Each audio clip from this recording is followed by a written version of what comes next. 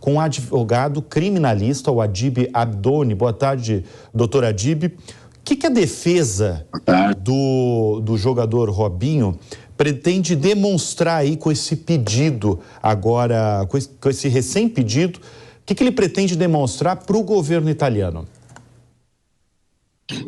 Boa tarde a todos. Eu vejo que a defesa, o normal da defesa, que quando existe uma sentença condenatória estrangeira, como é o caso italiana, que ele foi condenado, como você mesmo disse, foi condenado a 9 anos de estupro coletivo. Então, aqui no Brasil nós temos alguns requisitos para ser executada a sentença. Depois que tem um processo de conhecimento, que foi feito pelo estrangeiro, vem para o Brasil vai fazer a execução, estão pedindo a execução daquela sentença para cumprir a pena.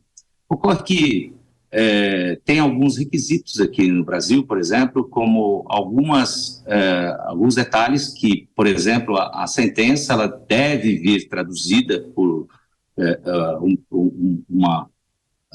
tradutor juramentado, conforme a lei. Isso é normal que, se fosse o inverso, também teria que ser traduzido também por um tradutor juramentado para a Itália. Então, nesse caso, deve vir acompanhado de todos os documentos, a sentença, todo o processo, e verificar a legalidade desse processo. A legalidade, ele vai verificar se foi devidamente citado, se ele foi cumprido todo o devido processo legal, e esse jogador ele teve a ampla defesa. Então, constitucionalmente aqui no Brasil, é direito dele discutir, verificar a legalidade de todo o feito, de verificar se há regularidade e formalidade em todos os atos que foram realizados pela Itália, para que esse processo tenha validade aqui no Brasil.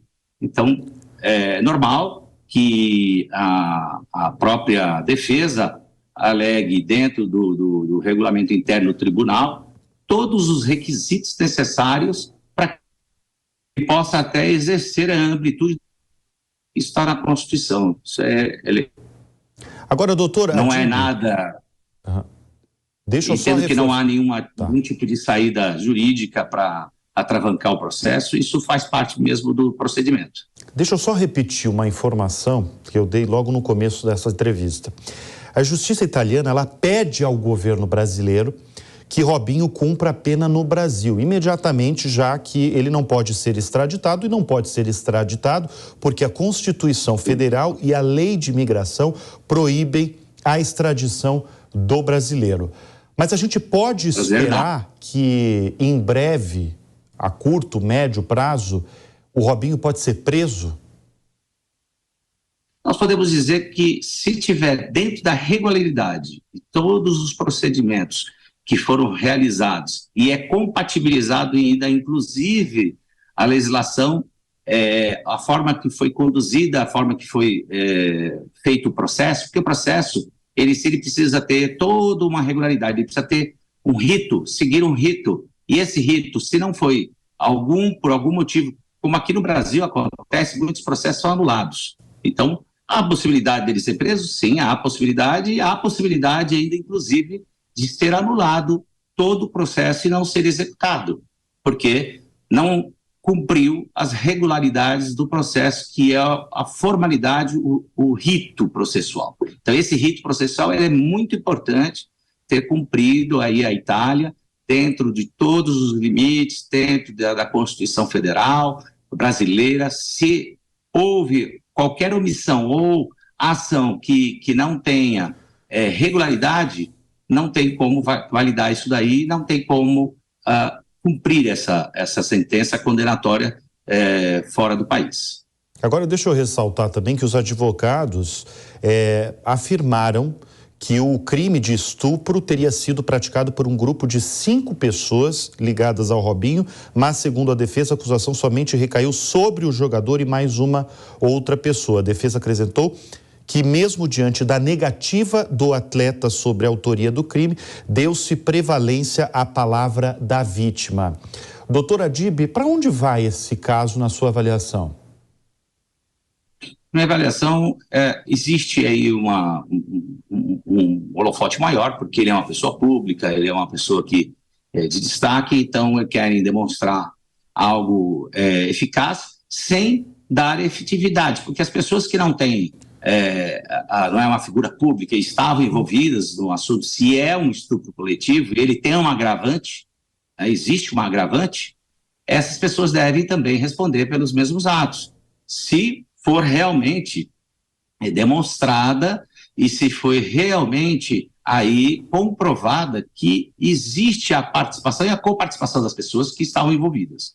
Agora, o processo ele vai ter uma amplitude agora, ele vai ser discutido no país, toda a regularidade dele, provavelmente vai esbarrar no mérito do processo, principalmente com relação aos fatos, que os fatos eles são ainda confusos para a legislação brasileira, que nós ainda não temos conhecimento da amplitude de tudo isso, mas aí em caminho, se a defesa já está alegando esse caminho, é porque realmente há alguma irregularidade na condução dos trabalhos feitos pelo judiciário italiano. Deixa eu aproveitar o seu conhecimento, doutor Adib, e deixa eu falar de outro jogador, outro nome amplamente conhecido nacionalmente, internacionalmente. O senhor já deve saber quem eu estou falando, que é de Daniel Alves. O crime não é estupro coletivo, como o Robinho foi condenado aí a 9 anos de prisão, mas Daniel Alves está preso na Espanha. Eu vou fazer praticamente a mesma pergunta que eu fiz no caso do Robinho. Para onde você acha que vai o caso do Daniel Alves? É um caso completamente diferente? Ele estava, ele tentou sair do país, voltou para a Espanha, está preso na Espanha desde então. Para onde o senhor acha que vai esse caso aí do Daniel Alves? Perfeitamente. Eu vejo que ele é totalmente atípico, né, o caso do Daniel Alves, mesmo porque acredito que as estratégias de defesa elas foram um pouco confusas. Inicialmente iniciou com uma advogada que não é da área penal, teria orientado ele a mudar a versão, foi alterada a versão por 4 vezes. Então, existe aí uma complicação, porque não se sabe aí a verdade.